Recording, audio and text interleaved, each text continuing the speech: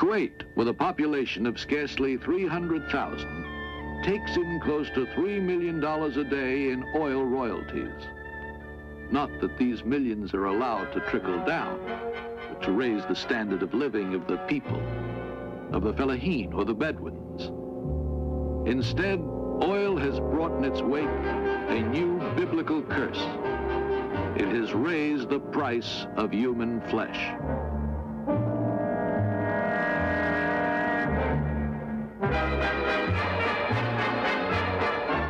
Storage tanks and pipelines add a new and modern decorative touch to the vast emptiness of the desert. But they provide no sustenance for the people who live nearby, in hunger and misery and desperation.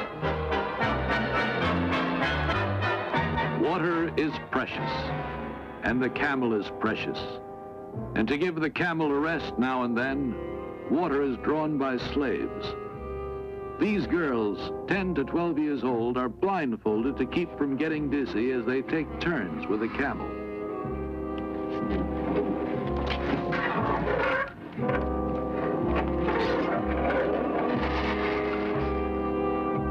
The most modern equipment available is used to extract oil from thousands of feet below the surface of the earth. But water must be drawn by the effort of human slaves. For luckier children, there are model schools inside the palaces. The pupils pray before lessons begin.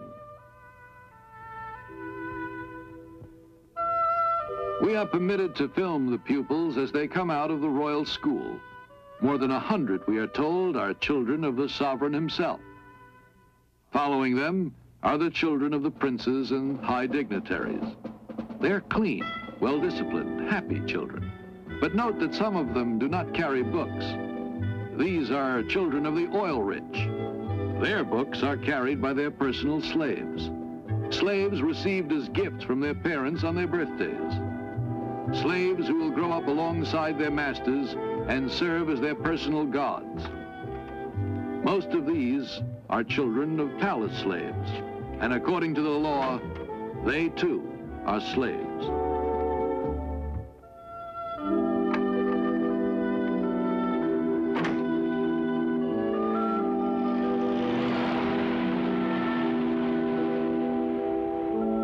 The oil millions turn into automobiles from Detroit, parking lots, and traffic cops who direct traffic straight toward the desert. We travel along the edge of the Sahara to reach the Peuls, a pastoral people once numerous and powerful, now reduced to a few thousand by mass raids of slave merchants early in this century. They no longer have any cattle of their own.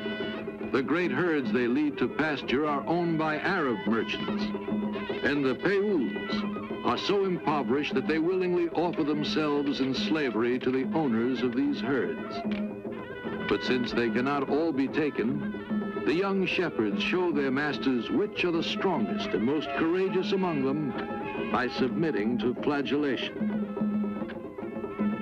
The herd owners gaze impassively on the scene, enjoying vicariously the sadistic action before them, and knowing that the strongest will survive.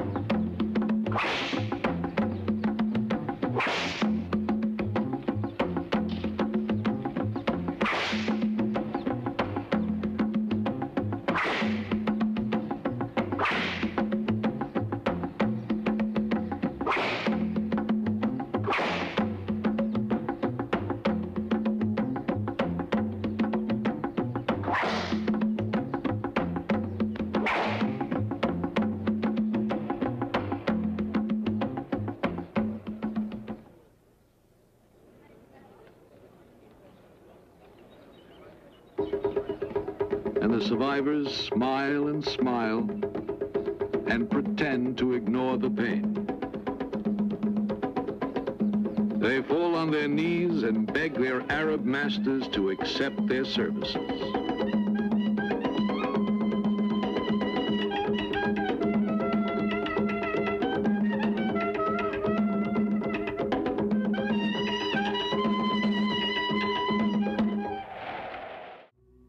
West to east, across the heart of Africa to Arabia. This is the great highway of slavery.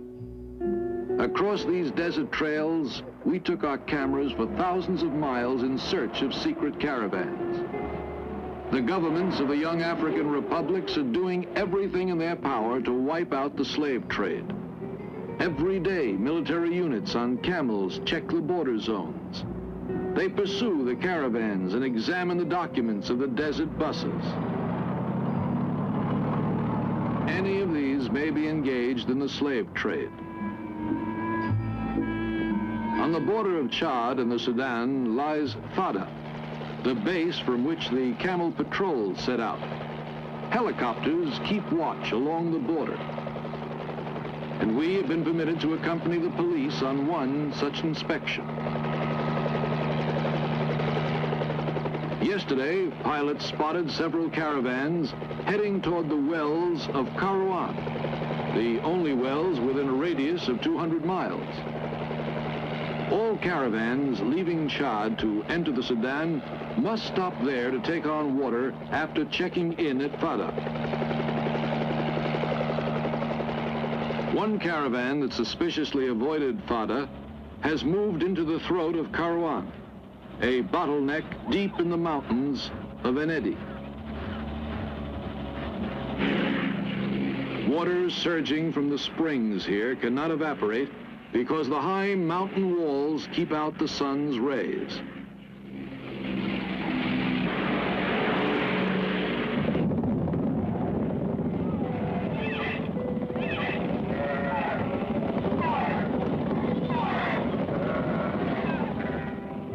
We reach our objective. There is no escape from the throat of Kairouan. It is a dead end.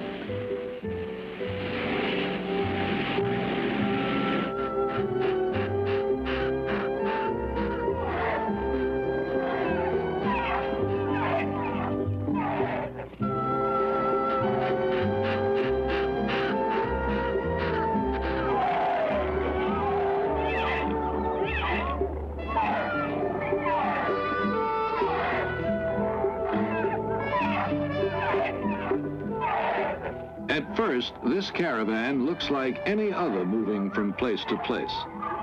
Camels line up for a drink. Bedouins sit motionless, impassive. The police approach with their interpreter and get permission to search the merchandise.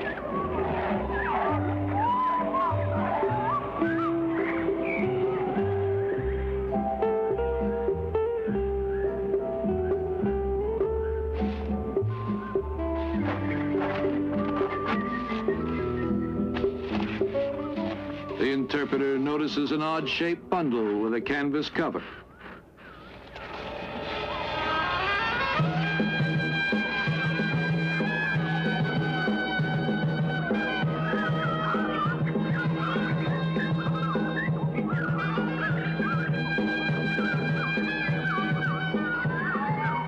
Where were they taking these children? What market were they headed for? The slave dealers won't talk. The children don't know. So the police are unable to find out, and they lose a possible chance of closing off one more market in human beings.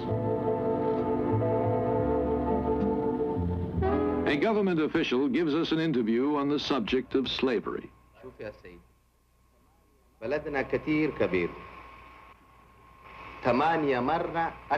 I can assure you, he says, that slavery does not exist in my country. The first official act of my government when it came into power was to draw up stringent laws against slavery. But our country is large, very large. Look at the extent of our borders. Our army and our police do everything in their power to patrol them. But it does happen that the law is violated on occasion. Can you tell me of a single country in the world in which the law is never violated?